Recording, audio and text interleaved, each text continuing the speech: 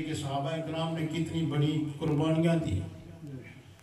حضرت یاسر رضی اللہ تعالیٰ عنہ جب وہ مسلمان ہوئے تو ان کا جو مالک تھا، یعنی اس وقت غلامی کا دور تھا، اور وہاں بڑے بڑے جو مشرکین تھے وہ جمع ہوئے۔ انہوں نے کہا کہ یا اسلام چھوڑو یا تیار ہو جاؤ۔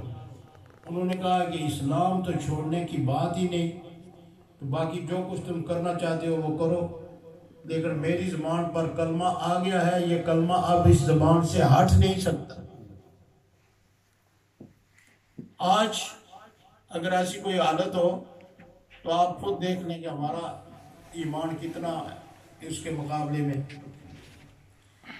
تو انہوں نے 2 اونٹ منگوائے، ایک کا منہ ادھر کیا، دوسرے کا منہ دوسری طرف کیا، اور ان کی ایک ٹانگ ایک اونٹ سے باندھی، دوسرے اونٹ کے ساتھ باندھی۔ پھر کہا کہ اب یہ ہم اونٹ جو ہے چلائیں گے، تمہارے جسم کے 2 ٹکڑے ہو جائیں گے، اب بھی وقت ہے، اگر تم کلمے کو چھوڑ دو، ہمارے مذہب پر واپس آ جاؤ تو ہم تمہیں چھوڑنے کے لیے تیار ہیں۔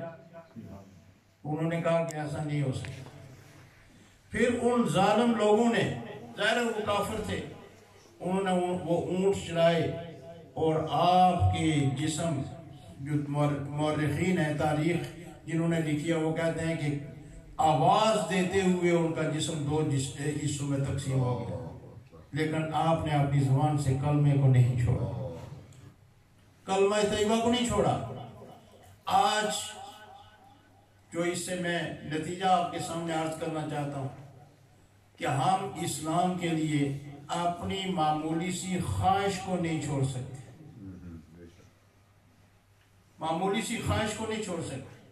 مثلا کوئی آدمی جو ہے وہ نشے کا عادی ہے، اب یہ اس کی عادت ہے، اس کی ضرورت نہیں ہے، یہ اس کی عادت ہے، اور اسے یہ کہا جائے کہ یہ شریعت میں اللہ کے رسول صلی اللہ علیہ وسلم نے اس کو جائز نہیں رکھا، یہ حرام ہے، تم اس کو چھوڑ دو، تو اب اس کے مقابلے میں ہے کیا کہ صرف اس نے اپنی خواہش کو ٹھکرانا ہے، اپنی خواہش کو حضور صلی اللہ علیہ وسلم کے حکم پر قربان کرنا ہے۔ لیکن کتنے لوگ ہیں جو ایسا بھی نہیں کر سکتے۔ یہ نماز پڑھنا یہ اللہ تعالیٰ کا حکم ہے، اور کلمہ طیبہ کی سب سے پہلی دلیل یا شہادت اور گواہی یہ نماز کا عمل ہے۔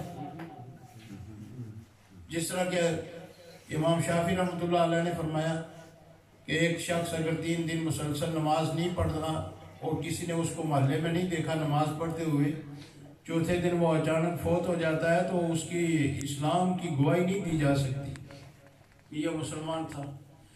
اب ایک شخص دنیا کے کاموں میں تو الجھ گیا، لیکن وہ اس خواہش کو یا اس وقت کو اللہ اور اللہ کے رسول کے حکم پر قربان نہیں کرتا، وہ اپنے آپ کو پیچھے نہیں کرتا اور اللہ کے حکم کو آگے نہیں کرتا۔ اگر اللہ کے حکم کو آگے کرے تو وہ ہر نماز وہ پڑھ سکتا ہے، لوگ پڑھتے ہیں۔ اب انہوں نے اپنی جان قربان کر دی لیکن کلمے کو نہیں چھوڑا۔ لیکن آج ہم ہیں کہ ہمیں اتنی بھی قدر نہیں کہ اسلام کے جو فرائض ہیں، جو اسلام کے محرمات ہیں، جن چیزوں کو اسلام نے حرام کیا ہے، ان کی خواہش جب دل میں پیدا ہو تو ہم اس کو چھوڑ دیں صرف اللہ اور اللہ کے رسول کی رضا کے لیے۔ اگر کوئی ایسا کرتا ہے تو وہ تو کامل مومن ہے، اور اگر ایسا کوئی نہیں کر سکتا تو پھر ہم ان لوگوں کے مقابلے میں آپ خود دیکھیں کہ ہمارا مقام کیا ہے۔ حضور صلی اللہ علیہ